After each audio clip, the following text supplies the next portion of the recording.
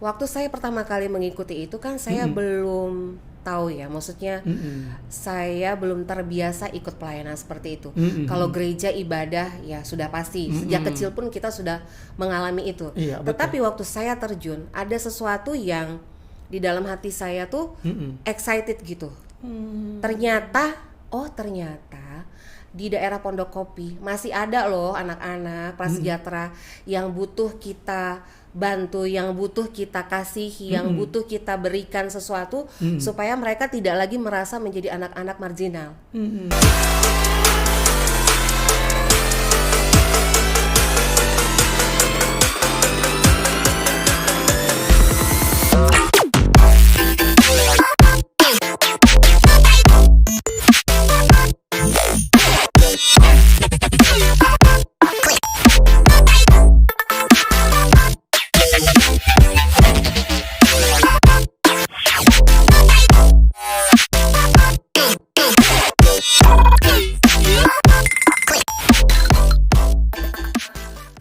Shalom Mitra Misioner.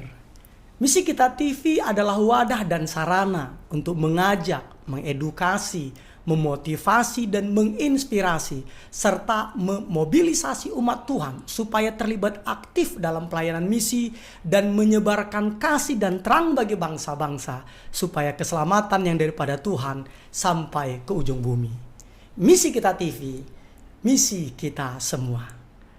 Dan bersama dengan saya, Tommy Ringo, dan saat ini kita kedatangan tamu dan narasumber yang mengasihkan, yaitu Ibu Holly Hutagalung, Nyonya Mahulete. Selamat datang Ibu Holly. Terima kasih Pak Tommy. Terima kasih loh Ibu sudah datang ke studio kita ini.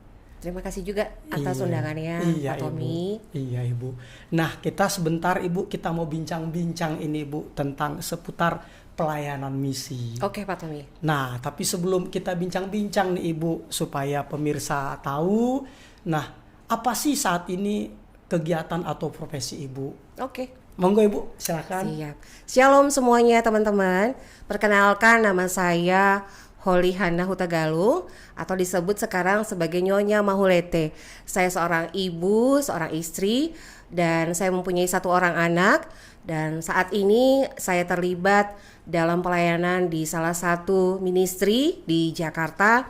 Kemudian saya juga terlibat dalam paduan suara ibu-ibu di salah satu gereja di Jakarta.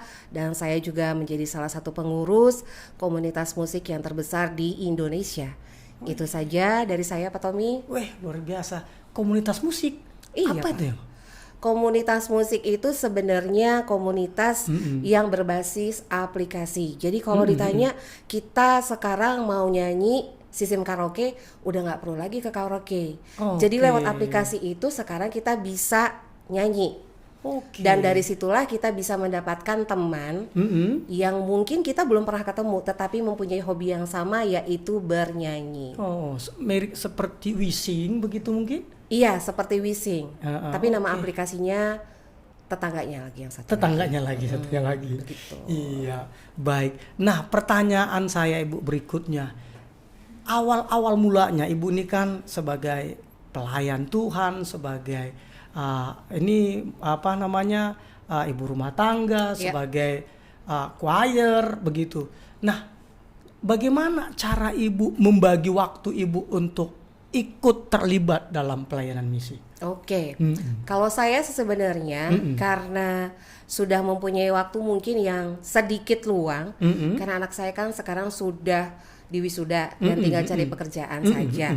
Jadi saya memanage waktu saya untuk bisa terlibat banyak hal. Sebenarnya itu menjadi salah satu motivasi saya supaya di umur-umur segini kan Pak, kita harus melatih otak dan juga melatih otot supaya tetap bergerak aktif. Makanya saya pengen tuh di waktu selang saya diikuti berbagai macam kegiatan yang bermanfaat buat saya. Wih, gitu. Jadi bagus sekali Bu ya. Jadi supaya dalam tanda kutip nggak cepat pikun. Nah ya iya kan itu salah satunya Pak. Ya kan kalau umur segini kan cepat pikun atau sering sakit-sakitan. Tapi percayalah Pak, dengan melakukan banyak kegiatan jadi kita semakin terlatih dan semakin awet muda loh Pak Tommy. Apalagi terlibat di dalam pelayanan misi ya Bu Iya, ya? itu betul banget. Iya ya, karena kadang-kala kan waktu kita melakukan pelayanan misi kan tuh diperlukan fisik yang Betul, prima juga. betul. Iya ya. Karena kita kan ke daerah-daerah yang kita sendiri tuh belum pernah tahu gimana nih medannya. Oke. Ya kan? Dan banyak medan yang di daerah-daerah yang kita datangi itu memang tidak seperti yang kita pikirkan. Kayaknya kalau di Jakarta kan enak aja ya, lihat jalanan banyak yang sudah tertata dengan rapi, sudah diaspal. Tapi kalau di luar daerah kan sebenarnya banyak sekali yang masih belum seperti Jakarta, Pak. Iya. Bisa Ibu ceritakan satu contoh tuh waktu Ibu yang di luar ekspektasi tuh situasinya. Oke, waktu kita kemana ya?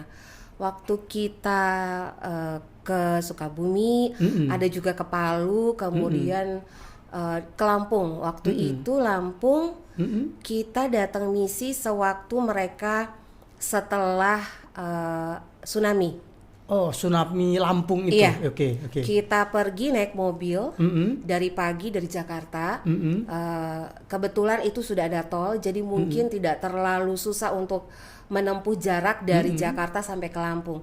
Tetapi untuk masuk ke daerahnya itu lumayan tuh Pak, ada jalan yang rusak, gitu ya, sampai ke tempat di mana ada sebuah penampungan karena mereka terkena dampak tsunami itu. Betul, jadi mereka belum bisa kembali ke rumah mereka masing-masing, sehingga ada tenda penampungan buat mereka tinggal di situ. Nah itu yang jalannya agak rusak tuh. Rusak ya. Ya kita harus pelan-pelan karena jalannya ya ajut-ajutan lah istilahnya gitu. Nah itu bentuk pelayanannya waktu itu apa ya Bu yang di waktu di Lampung itu Ibu? Nah kalau bentuk waktu kegiatannya, bentuk pelayanannya begitu?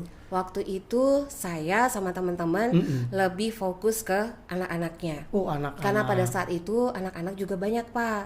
Kena terdampak iya, begitu betul. ya? Jadi dalam satu tenda pengungsi itu mereka satu kumpulan anak-anak dari yang paling kecil sampai yang mungkin usia sekitar 13-14 tahun dikumpulin. Nah di situ kita bikin deh macam-macam. Kita bikin nyanyian, kita bikin aksi, misalnya mereka mempersembahkan sesuatu, kemudian kita ajak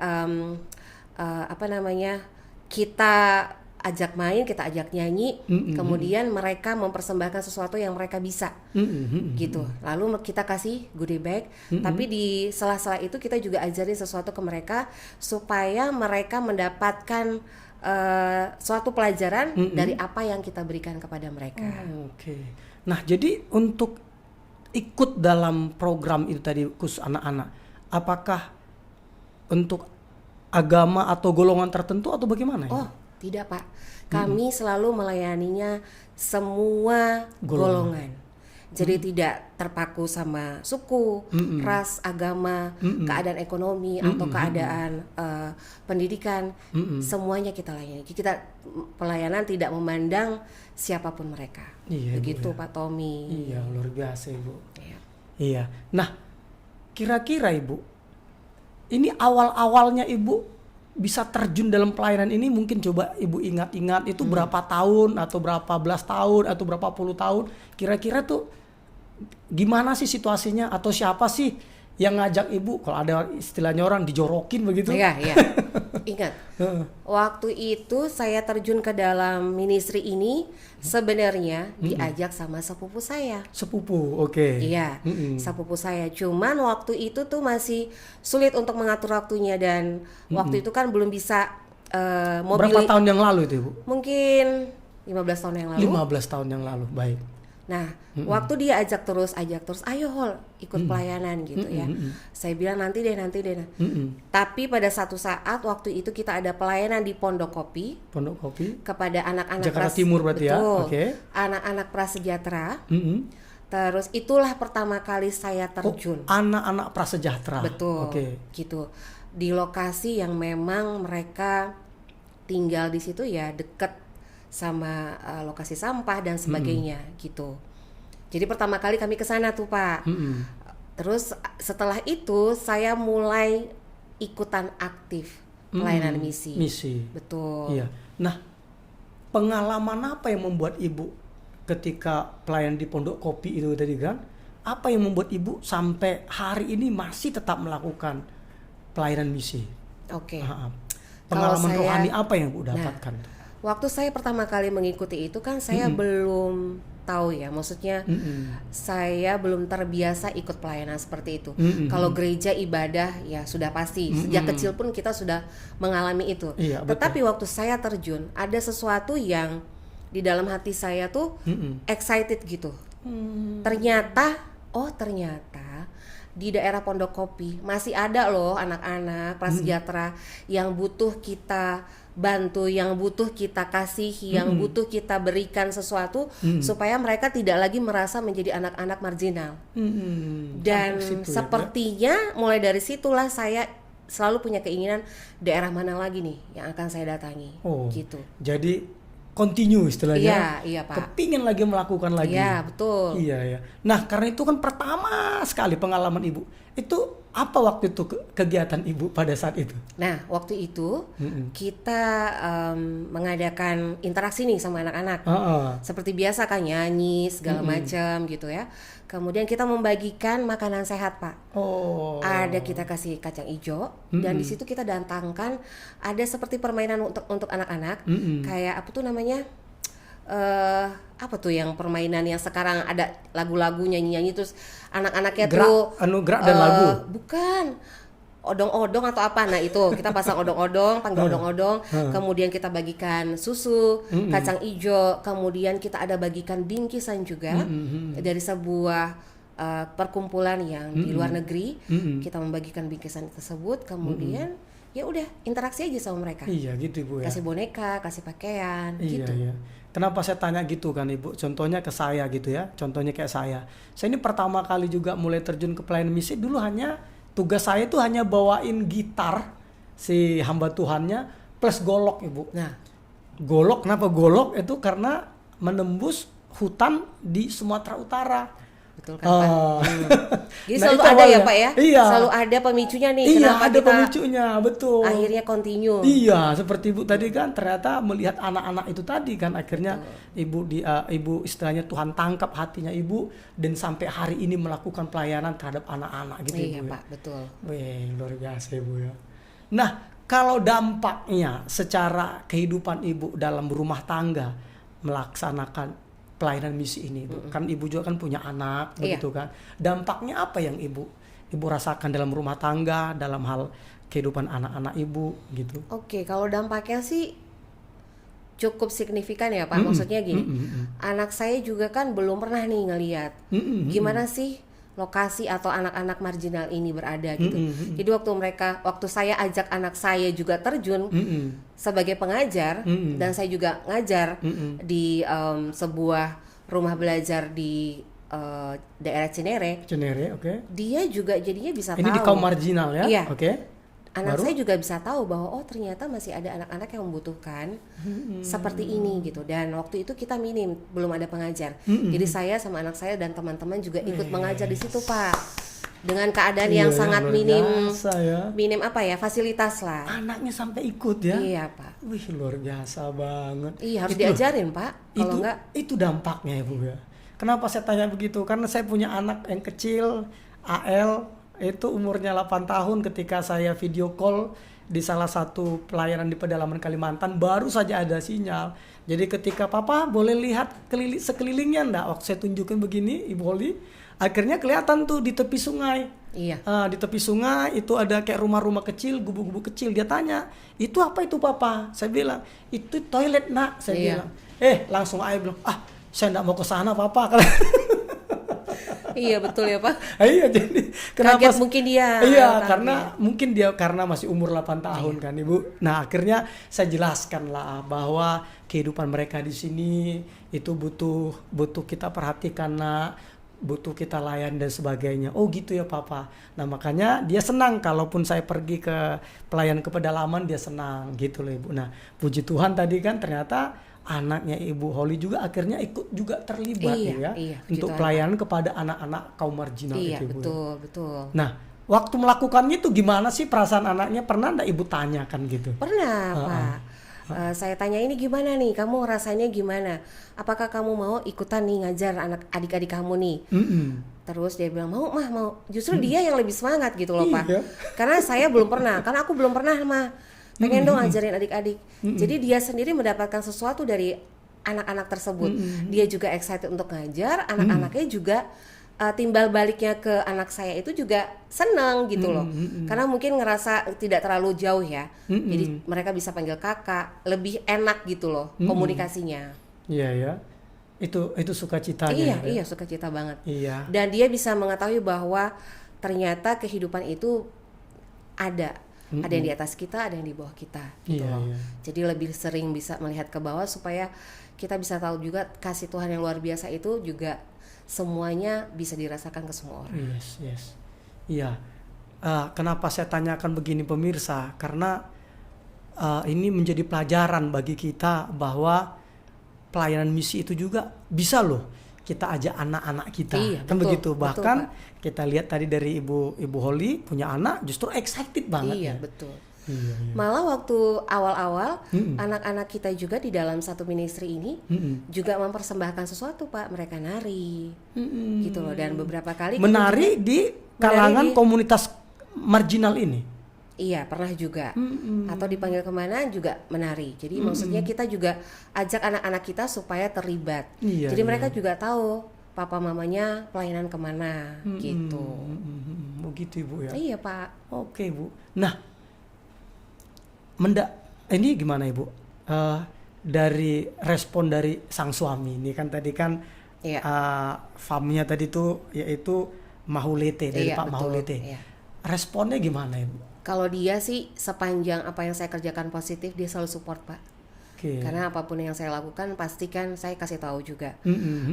Yang terakhir waktu saya bilang saya akan diberikan tanggung jawab di salah satu sebuah yayasan yang mengurus anak-anak prasejahtera, anak-anak yang kita konsentrasi ke pendidikan, dia juga support gitu. Karena dia pikir segala sesuatu hal yang baru yang memang kamu suka dan kamu cintai, kenapa tidak kamu lakukan gitu Pak. Iya. Nah kalau boleh tahu bergerak di bidang apa tadi yayasan tadi Bu? Anak-anak prasejahtera, bidang pendidikan. Iya. Nah itu bentuk metodologinya bagaimana Ibu? Kami di yayasan ini mempunyai ada 4 rumah belajar Pak. 3 di Jakarta dan 1 lagi ada di Serui, Papua. Kalau yang di Jakarta, rumah belajar ini memang khusus untuk anak-anak prasejahtera. Dan mereka tinggal memang di pemukiman pemulung. Jadi banyak sampah-sampahnya gitu loh Pak. Tetapi kalau di Serui, Papua, anak-anak yang mungkin belum bisa baca tulis, walaupun mungkin mereka sudah berusia lebih dari 7 tahun dan mereka juga pendidikan formalnya mungkin sedikit kesusahan. Nah, kita bantu di situnya, Pak. Oke, gitu, Bu. Iya. Nah, waktu mereka mengikuti mata pelajaran itu bisa masuk ke dalam kurikulum atau bagaimana ya, Bu? Kami mempunyai kurikulum sendiri sebenarnya, Pak. Karena kita tuh lebih konsen kepada 80% kita berikan non formal sebenarnya. 20%-nya lagi mereka sudah dapatkan dari sekolah. Jadi kita lebih menitik beratkan bagaimana mereka bersosialisasi kepada sekeliling. Kita ajarin sopan santun, etika, cara berterima kasih, cara mereka mengungkapkan bahasa mereka. Karena waktu kami pertama kali terjun ke situ mereka masih berbahasa itu mungkin tidak seperti anak-anak pada umumnya.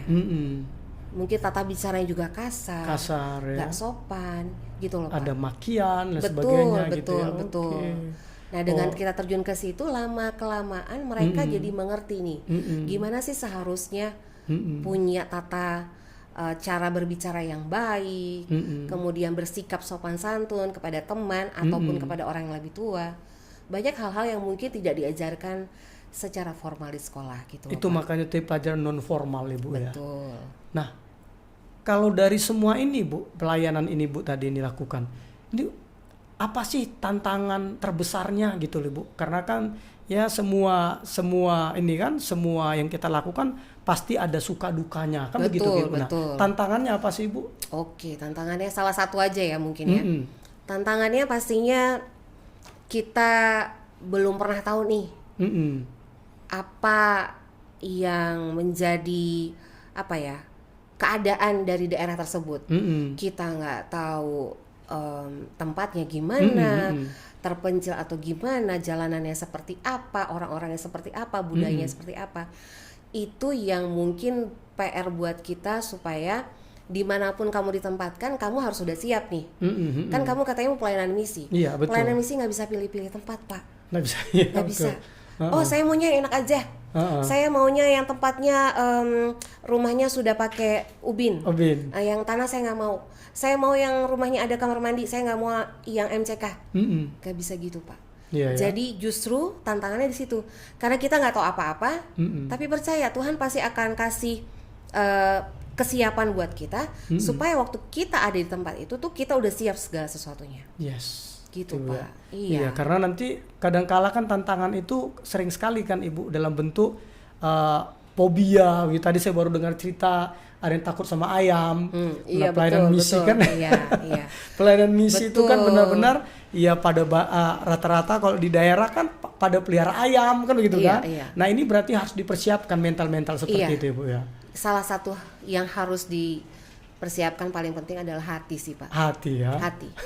Kalau hati udah siap, kesananya tuh saya nggak bilang mudah. Karena setiap pelayanan ke misi itu pasti ada tantangan, ada suka dukanya gitu. Kita nggak ngomong pelayanan misi itu pasti akan suka terus. Karena waktu kita bilang oke, saya mau ke sini, berarti hati dulu nih siapa. Kadang-kadang hati siap aja pas ngelihat keadaan di lapangan langsung kayak kok begini, kok begitu ya. Kayaknya tuh tidak sesuai ekspektasi tuh kita jadi kayak jadi sedih gitu loh, Pak. Oh, tau gitu gue nggak ikut dong kemarin. Gak bisa mundur kan, Pak, udah dari situ. Jadi sudah di tempat, betul. Ya. Dan pastinya selain hati, pasti fisik nih, Pak. Kita harus sehat. Sehat ya. Karena biasanya betul. Karena biasanya ke pedalaman itu jangan mikir kita akan naik, selalu akan naik transportasi gitu ya, Pak.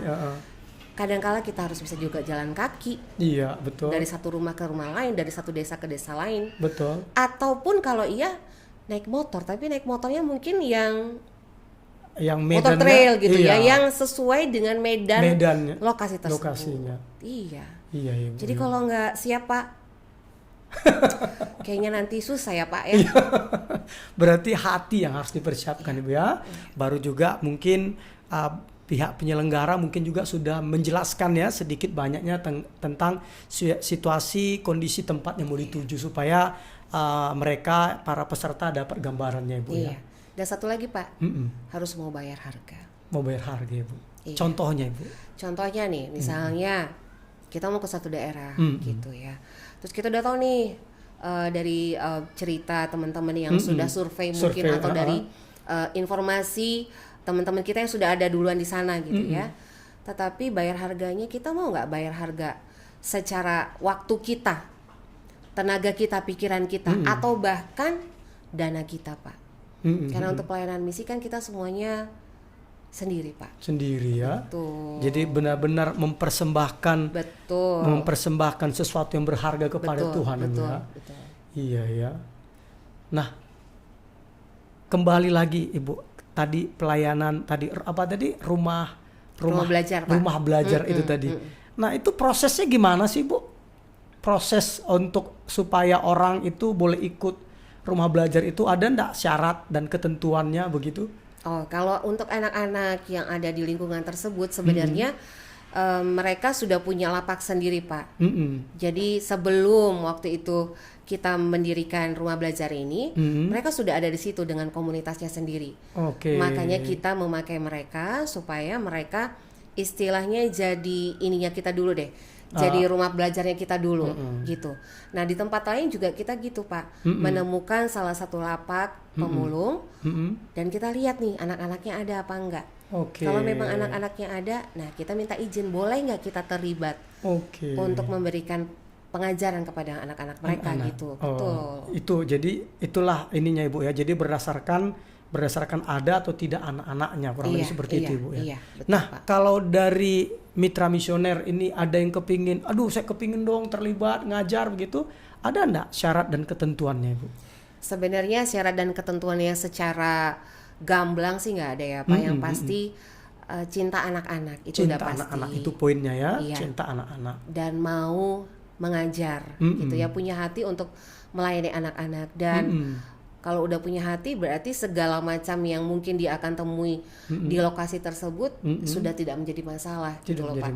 Karena kan ada mungkin yang semangat banget pas ngelihat ya tempatnya gitu bau deh, aduh anak-anaknya jorok apa segala macam. Jadi mundur gitu loh Pak. Jadi memang harus punya hati yang betul-betul dia juga cinta sama anak-anak. Kalau cuma gue mau pamer doang, nggak bakal bisa Pak. Karena pas dia ngelihat kondisi di lapangannya, ya kayak begini agak susah mungkin. Iya ya, jadi memang harus cinta anak-anak sehingga dia dapat memaklumi situasi-situasi yang lain begitu Ibu.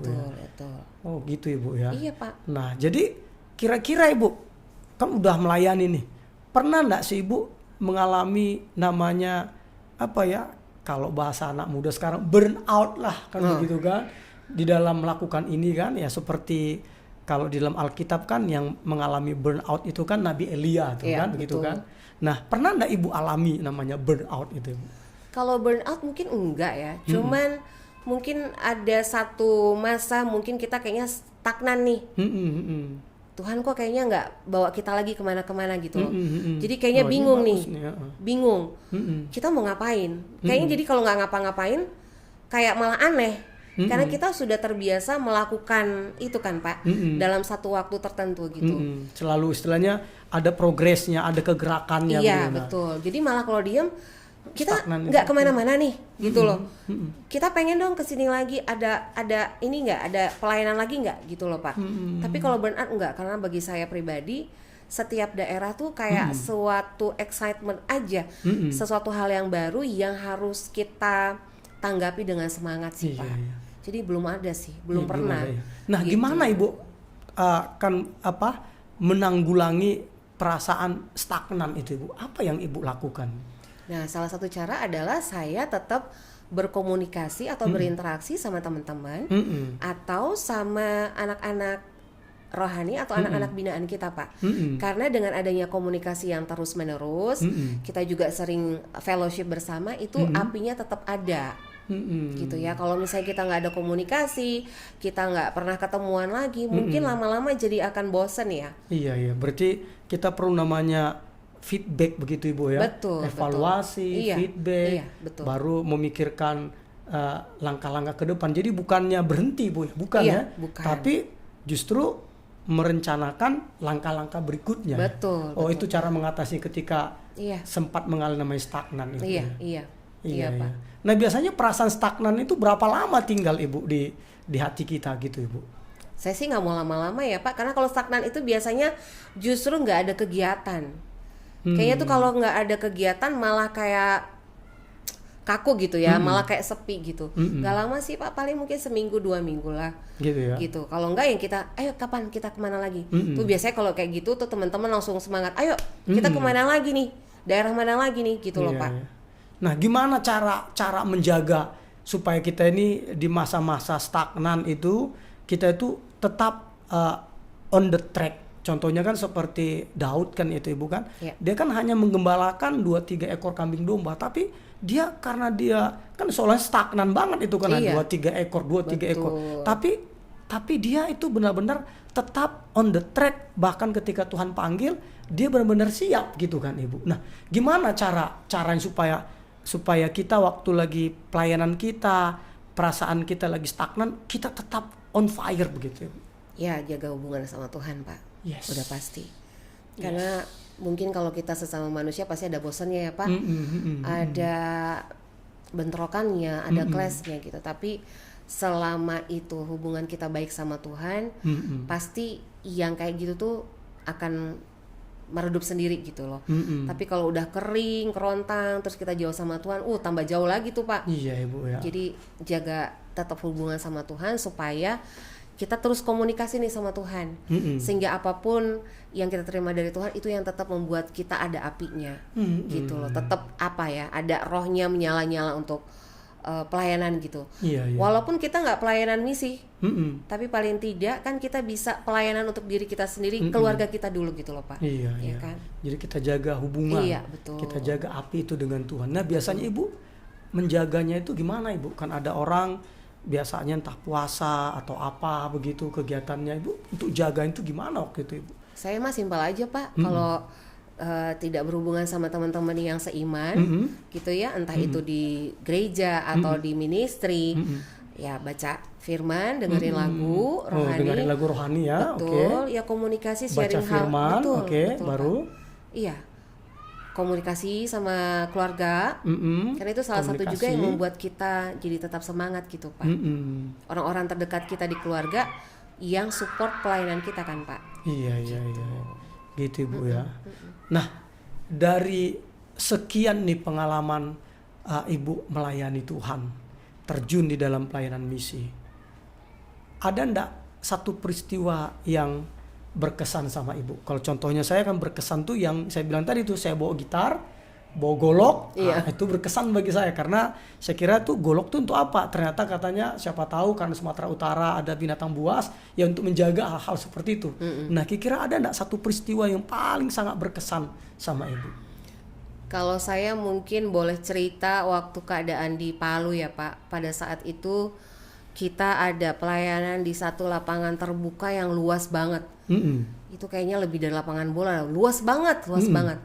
Dan hari itu tuh panas terik sekali.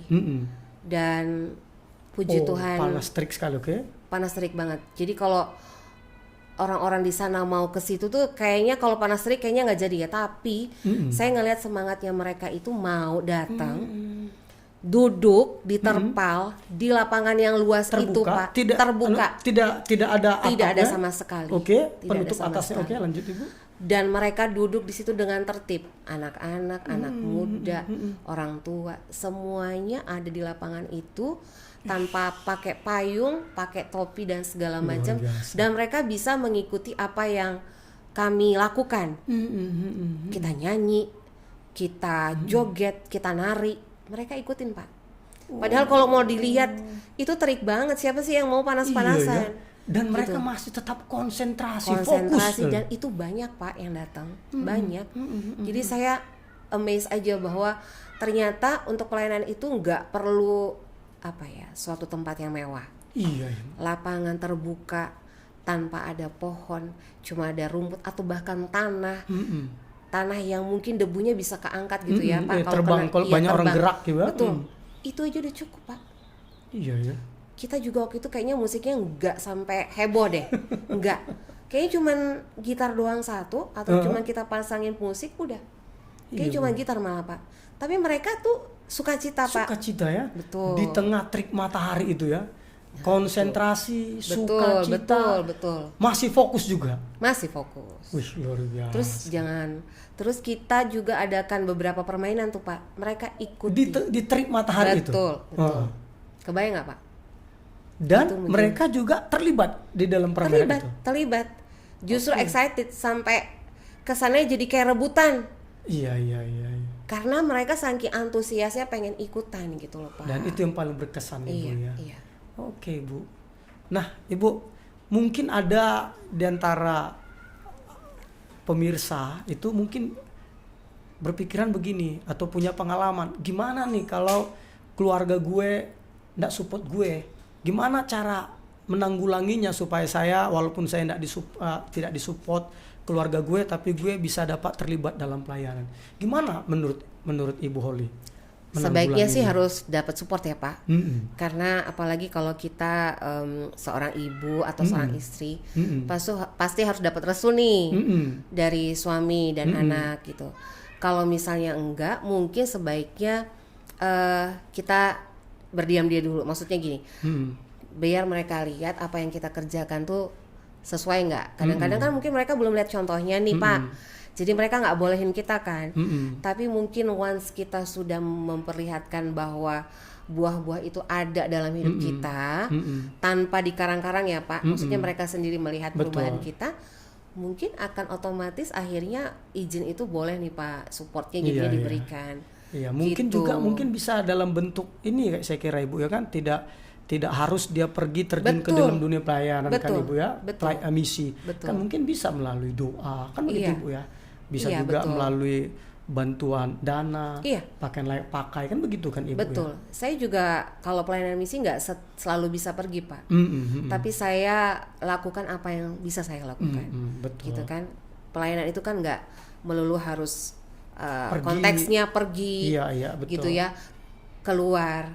Kita pun di sini misalnya merancang sebuah acaranya bagaimana, kemudian kita melakukan budgetingnya gimana, terus kita cari donatur atau mempersiapkan proposal, itu kan sudah salah satu bagian persiapan, dari pelayanan betul, misi ya. bagian dari pelayanan misi. Iya, Pak. karena kan seperti Alkitab bilang ya Ibu ya, bahwa orang yang menjaga barang dengan orang yang pergi berperang itu sama upahnya. Nah, iya, Kan betul. begitu kan Ibu Iya ya? Pak, betul. Iya. Iya. Oh, jadi seperti itu Ibu ya. Nah, ini terakhir Ibu Holly. Oke Pak. Mungkin ada pesan-pesan yang mau Ibu sampaikan kepada pemirsa Misi Kita TV ini. Monggo Ibu disampaikan Ibu karena waktu. Oke. Silakan Ibu. Shalom Bapak Ibu Saudara, saudari semuanya yang terkasih dalam Tuhan Yesus Kristus. Saya menghimbau kepada Bapak Ibu Saudara yang ada di luar sana, tidak usah takut untuk ikut pelayanan misi, karena sebenarnya tidak perlu hal-hal yang bombastis untuk bisa ikut pelayanan. Kita cukup punya hati, kita cukup punya semangat supaya kita bisa melayani dimanapun Tuhan tempatkan, dan waktu hati kita udah siap, pasti Tuhan mempersiapkan segala sesuatunya, apapun yang kita butuhkan. Kita nggak perlu punya skill yang luar biasa seperti, oh saya harus bisa khotbah, saya harus bisa main musik. Nggak. Kamu pun nggak punya keahlian apapun, percayalah, Tuhan pasti akan bisa lakukan sesuatu di dalam hidupmu. Kayaknya apalagi, aduh nggak bisa ngomong nih depan umum dan segala macam. Percayalah, waktu kamu ditempatkan di tempat tersebut, Tuhan pasti kasih sesuatu dan kamu pasti bisa. Jadi jangan takut untuk ikut pelayanan misi, karena pasti ada pengalaman baru yang Tuhan akan sediakan buat kamu. Tuhan Yesus memberkati. Iya. Terima kasih Bu Holly. Terima kasih sama-sama Pak Tommy. Mitra Misioner, bincang-bincang kita dengan Ibu Holly telah usai. Pesannya sangat-sangat jelas kepada kita bahwa jangan takut untuk melakukan pelayanan misi. Bahkan ketika kita pun merasa contohnya masih terbatas oleh waktu, mungkin karena profesi kita, karena kita karyawan, itu tidak menghalangi kita untuk melaksanakan misi. Karena melaksanakan misi, kembali lagi seperti firman Tuhan katakan, orang yang menjaga barang dengan orang yang pergi berperang itu sama upahnya. Artinya apa? Mitra misioner dapat membantu, dapat mendukung pelayanan misi dengan banyak hal. Bisa dengan mendoakannya, bisa dengan mengirimkan bantuan-bantuan, bisa dengan dana, bisa dengan support, hanya memberikan semangat kepada orang yang pergi. Itu juga adalah bagian dari pelayanan misi. Jadi tidak ada alasan bagi kita untuk tidak melakukannya. Karena kalau kita tidak melakukannya, Tuhan akan kirim orang lain untuk melakukannya. Kalau Tuhan kirim orang lain untuk melakukannya, maka kita tidak mengalami hal-hal ajaib, hal-hal supernatural di dalam kehidupan kita. Karena sering sekali ketika kita melakukan misi, hal-hal ajaib, hal-hal supernatural itu menyertai perjalanan langkah kita, menyertai hidup kita. Sehingga apa? Itu membuat kita lebih bergairah lagi, itu membuat kita lebih antusias lagi, dan itu membuat kita makin menyala-nyala lagi untuk Tuhan, dan itu membuat kita edik untuk menolong sesama, edik untuk menjadi berkat bagi sesama. Sehingga apa? Sehingga ketika kita menolong orang lain, percayalah, Tuhan akan menolong kita. Amin. Baik, itu saja. Sekali lagi Ibu Holly, terima kasih banyak. Terima kasih Pak Tommy. Tuhan berkati Ibu ya. Tuhan Yesus memberkati. Oke. Shalom, shalom. Shalom.